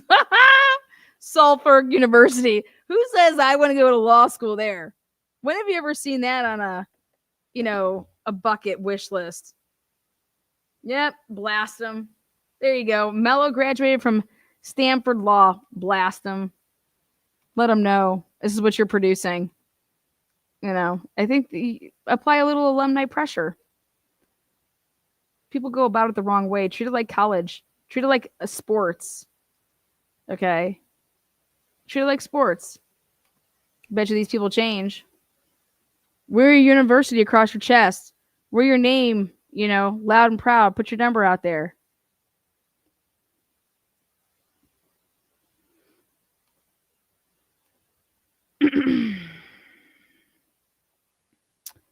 The DA now claims that numerous private links containing this discoverable information about Mr. Carney that Miss Peter provided to Mr. Mello and Tully has since been deleted. Well, by who? Like, who deleted this? How, if it was sent, how could, even if she deleted it, it would still be there? Doesn't matter. Like, how are you guys all communicating that this could just be gone? Because they claim that we never downloaded it or something like that. What do you mean she deleted a link? What? The Commonwealth has represented that Tully has never opened any unsolicited links emailed to him by Miss Peter. Notably, they have not and cannot say the same about Mr. Mello, who not only opened private links sent to him by Miss Peter, but sent them then to Tully for him to review. So he can, do you see what games they play? Yeah, I've never opened a link from Peter. That's not a lie. But Peter gave it to Mello and Mello gave it to me. So that's why it's important when you ask a question and somebody gives you an answer and you're like, no, they're lying. Say, no, actually, they're being deceptive. And it's like, no, I did not open any links from that Peter sent me. Did you open any links that Peter sent anybody? Well, I don't know. I don't know who she sent links to. Did you open links from people, period, such as Mello? I've opened links from him. And he would just forward them to you, and you had no idea where they came from? Okay, then we're going to see your communication with Mello so that we can see if these links match the exhibits. But these people are absolutely sick. These people are sick. And what gets you to be and go on this type of a level? Think about that. That's because you are so corrupt that you have so much, like, yeah, I'm indebted to this because I've been so far blown for 20, 30 years that I've been doing whatever. And guess what? If I don't, then all of this stuff's going to be exposed on all of this other stuff that we've done for all of this time. And it's like, why are judges letting people off the hook? That's the question. because it's all there. Why are these judges letting people off the hook? And this is what you call systematic corruption.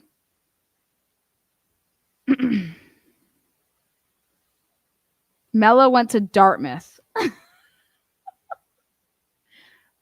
I'm telling you what, if you blast Dartmouth, they're going to do something about that.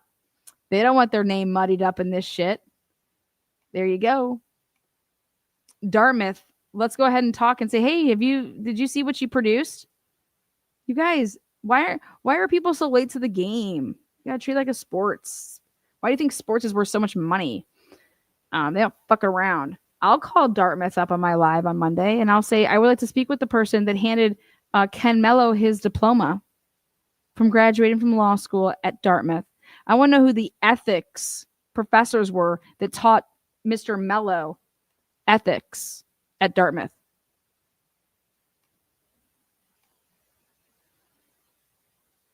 I want to know why Harvard would ever hire somebody with such poor ethics to be a professor at their prestige university.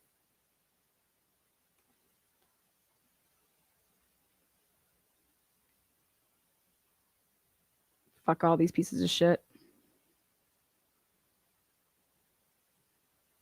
Put the universities on blast that are giving these people degrees.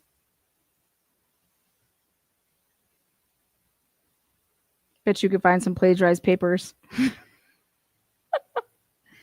Lana, you wild, Lana. No, it's just the truth. We're going to go digging. Go dig. Go dig. Go ask people for comments about the shittiness that they're producing. Right here. Already started by yours truly. Therefore, favorable and discoverable and evidence that indisputably was in the Commonwealth's actual possession since 2023 apparently is no longer available for disclosure to the defense because, they said they deleted this shit. Mr. Carney has been prejudiced by the non-disclosure and or destruction of the exculpatory and discoverable evidence because the defense has been deprived of critical, substantial, and impeachment evidence in the support of the claim that the DA's biased and shady or shoddy investigation relied on none other than unvetted and possibly tampered evidence from a source with a patently obvious motive to falsely accuse Mr. Carney and with a track record of doctoring evidence against him on at least 2 occasions.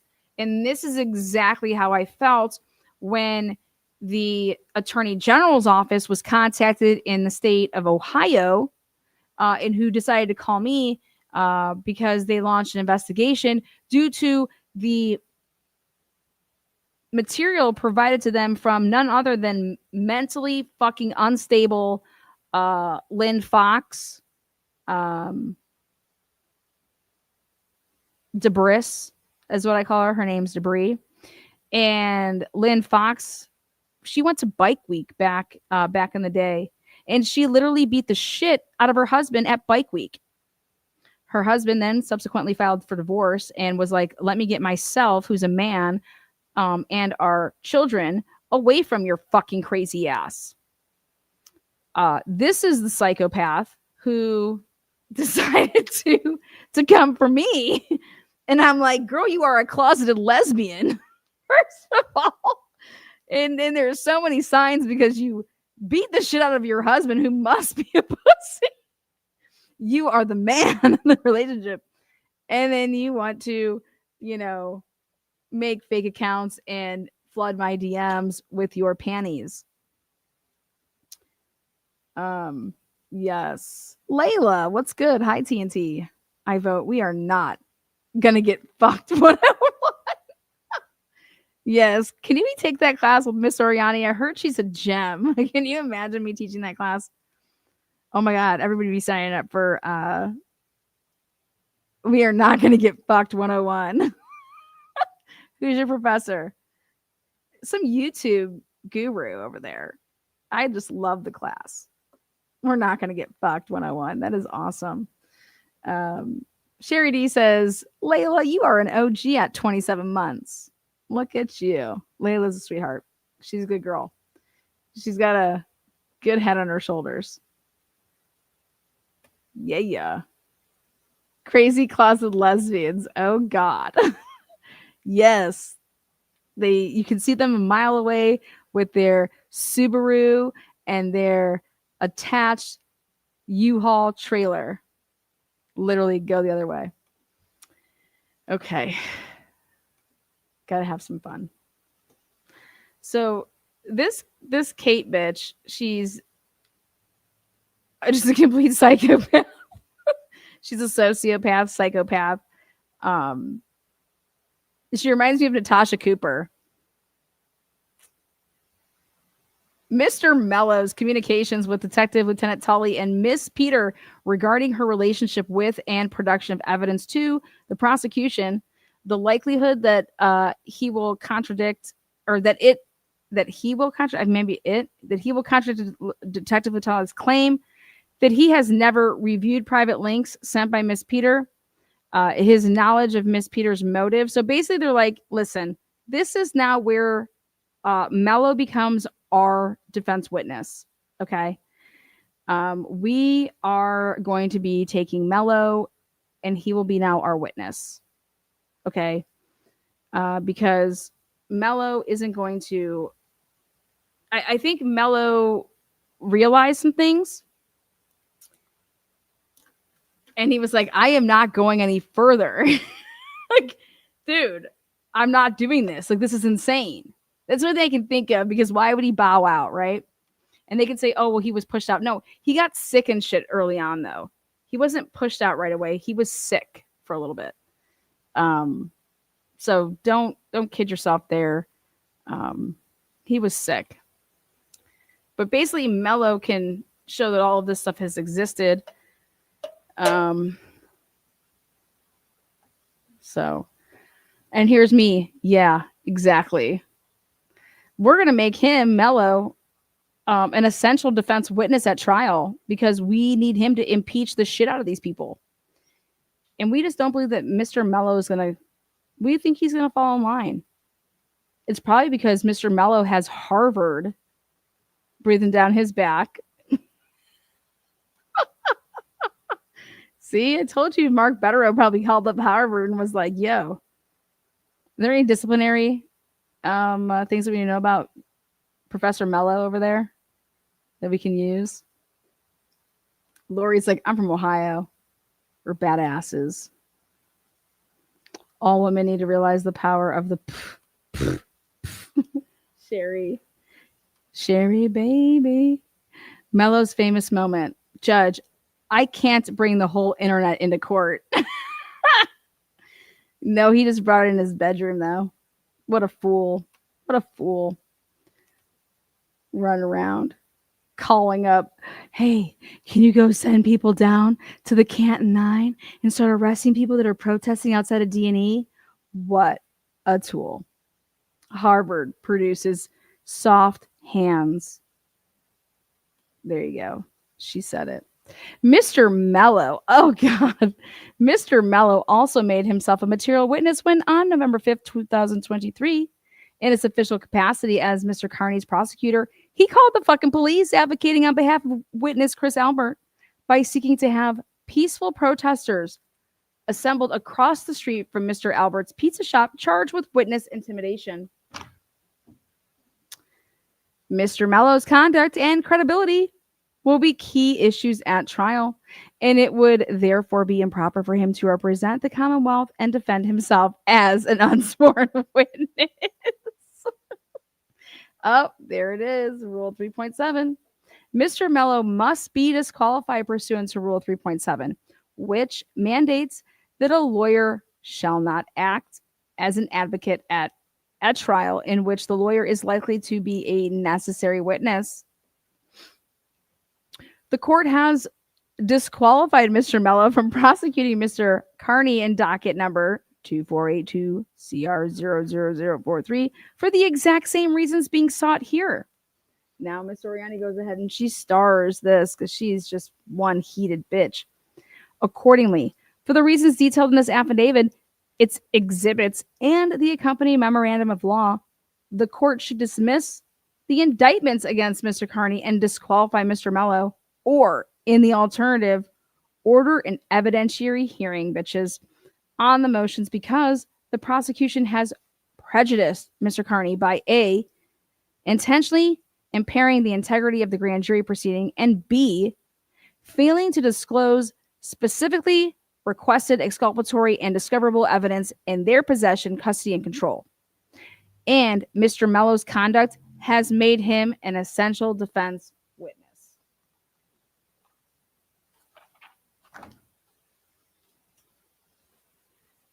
Woo!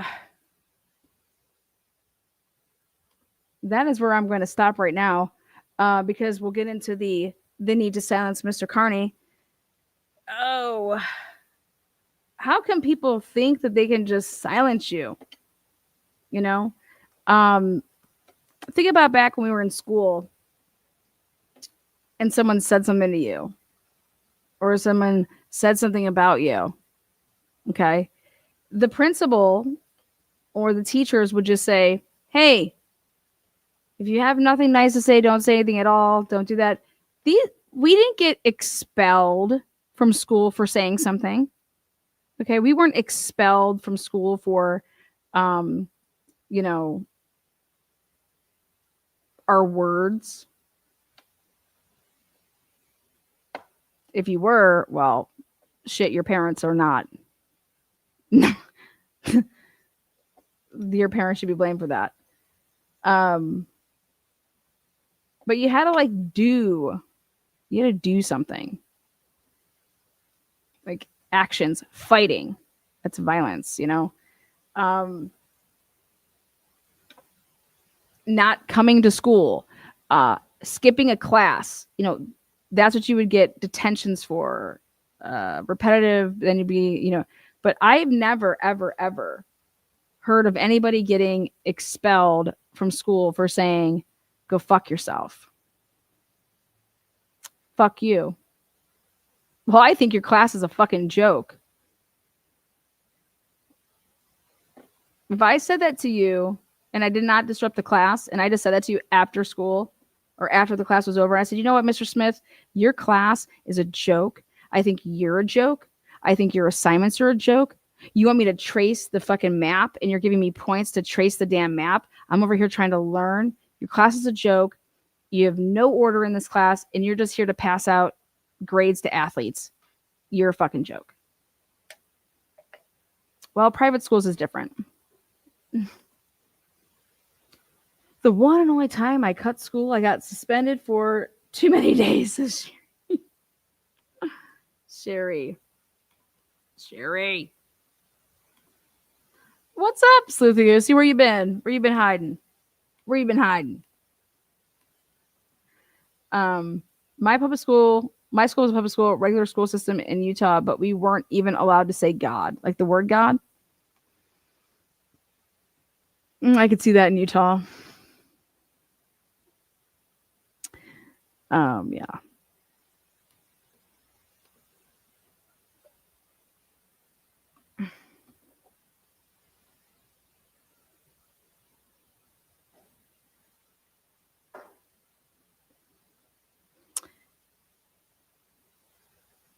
Oh, wow. Okay. I cut school to buy tickets to the George Michael concert. Total gay. You got in trouble for that? Oh, that sucks. All right. Well, woo. I mean, this motion is just to spend tens of thousands of dollars on this. What a joke. But literally, you're trying to put somebody in prison for tens and tens and tens and tens of years.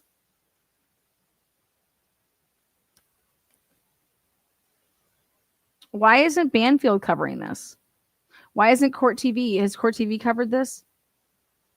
Why do those people want jobs? Do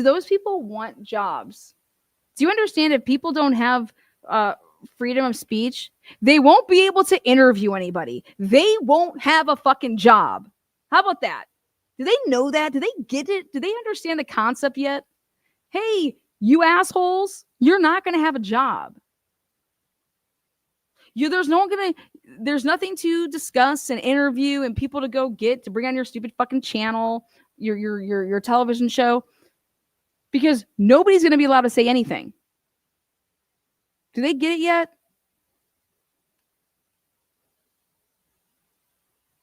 Well, they'll get it when they start getting laid off. They'll get it when they don't have a job. And it's kind of like our government in our criminal justice system. If First Amendment was to go away, you know how hard it's going to be to get that back? And people can say things like it's not going anywhere. Yeah. Well, things haven't gone anywhere because people have been advocating that they don't go anywhere. First Amendment is so important.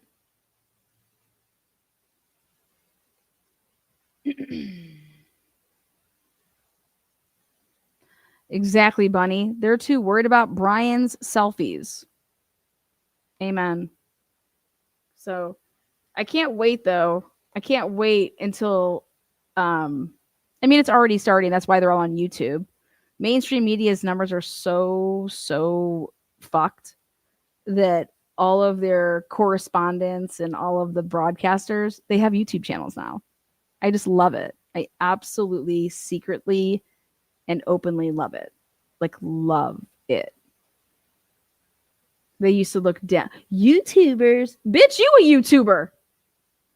No, it's just a platform. A platform for what? Freedom of speech. Ideas. Thoughts. Opinions. Well, you hear. I love it. Main people from Court TV, YouTube. Main people from News Nation. Main people from all of them.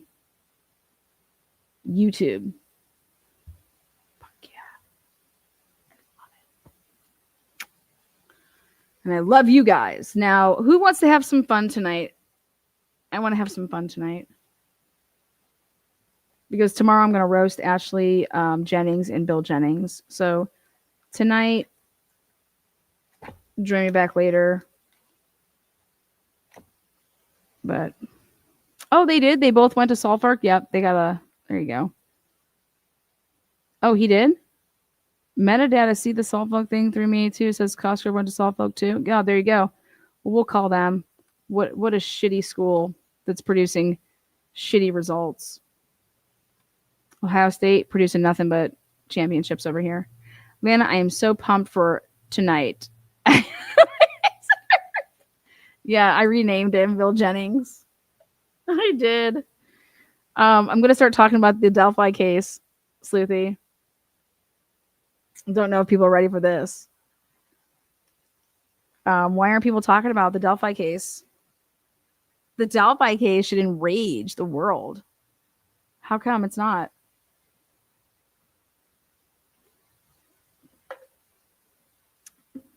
I'll be covering Karen Reed's case.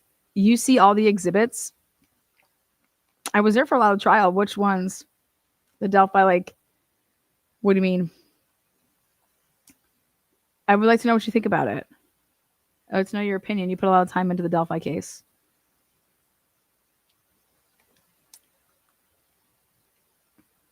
Because the Andrea Burkhardt is dealing with kittens. Well, other people can talk about it. Big dump from yesterday and bunch of depots and all. Oh, I didn't see that. Wait a second. Where can I see that? I love reading. I love reading material. Sleuthy, you need to cover with me the Shanna Gardner and Jared Bridegan case. I'm going out to Jacksonville. It's perfect. It's right up our alley for timelines. And I got our hands on some sub rights, girl. I'll share it with you. And let's go to town. But yeah, I got a lot of stuff. Florida's awesome because you can get your hands on a lot of things. And then if you make some phone calls, you can get your hands on a lot more things. Yeah, she is, Sherry. I'm just fucking with you. We got the exhibits. I'm going through them now while listening to you. Oh, how do I get these? I want to print them. I printed off all of the. I print and read the entire trial. Again, I feel like because I already sat through it. You guys know you made it. You guys know you made it when you were in the fucking trial transcripts of one of the biggest trials that our time has seen and heard in from 2020 from 2000 to 2025. Literally full government name. Like what? I was like, why is my name in here? Oh, Nick, you little liar. Nick is so full of shit. Nick, I was cleared from your little scandal against me again. Laughing my ass off. Criminally made it in, girl. Dude, is it in the trial transcripts? I was reading these and I'm like, wait, Nick is calling a sidebar to tell the world that Lana Oriani is in the courtroom. And I'm like, oh God, thanks. Shared link to email. Oh, hell yeah. I'm going to look right now. Oh, yeah, you did. Dude, what's going on? Tell me. What's this about? Did they file something?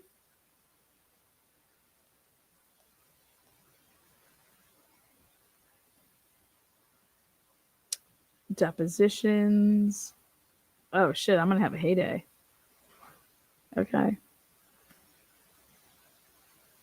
Oh, great. Cool.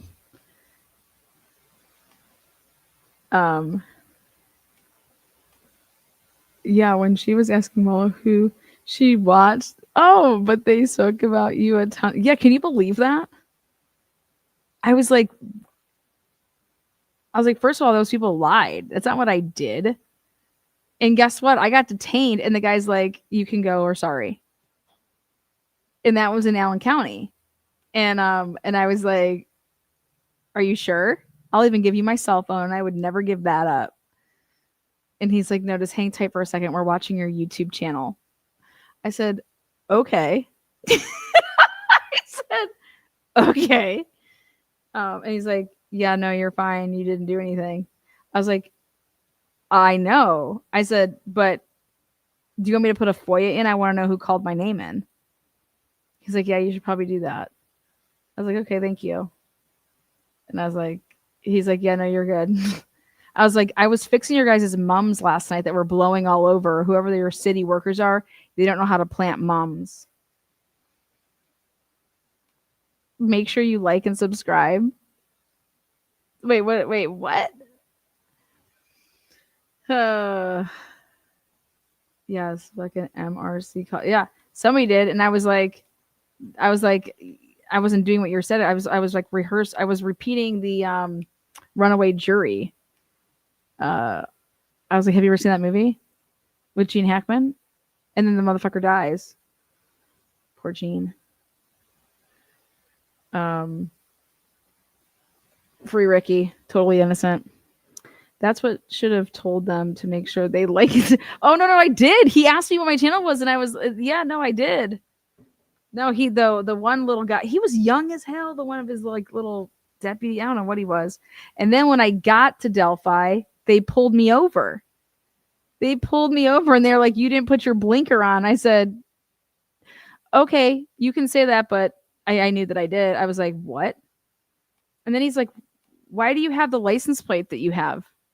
And I was like, is this a pun? Like, are you trying to be funny? Like, he's like, what's your license plate all about? Like, why is it a personalized plate? I don't know. He didn't say. I said, I was like, you've never seen a personalized plate before? I said, I literally, it was the first day I was there. I get pulled over. I was like, yep. I was like, what can I help you with? I said, I see you're trying to look through my car. Would you like to search it? You go ahead.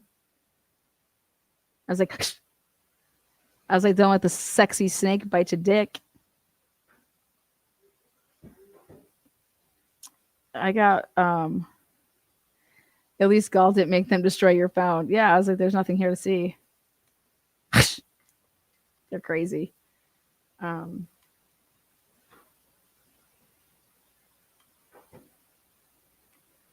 was like, I'm just getting gas. Can I get gas? What do you need? I was like, is your body cam on? Can you turn your body cam on? No, they didn't accuse me of that. No. No, that was, I don't even know what that was about. Yeah. At Sherry, Lana was putting all the mums back as the wind took the mums. It was a thing. Yeah, like I saved all of their plants. And I told them to run back the film and look. Yeah, I don't know. I don't know actually who did that. Did they ever come out and say? Who did it? Who was the person that was Bella might know. Bella, who was the person that they said was chasing the jury? Or who were the people that were taking pictures? They had to destroy their phones. I don't know who that was. Yeah, don't know. Oh. Oh, the trolls. The trolls were the ones that were taking pictures. No, taking pictures of the jury during Delphi, like when they were coming out in those buses.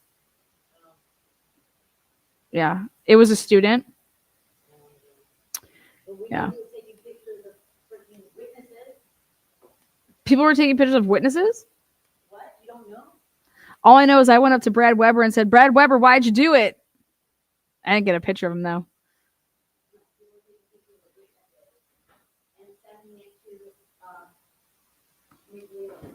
Oh. I just heard McLeland has a small dick. I know. I just heard some people that were like, I couldn't even find it. I said, oh, okay. All right. On that note, so you see, I'm gonna go ahead and look at this stuff. I'll email you back. I want to see what this is about. Much love to you guys. So far, 16 pages in, bomb material. Cheers. I love Murky. Murky, you tell him. Because if you win green, you part of the bomb squad. TNT over and out.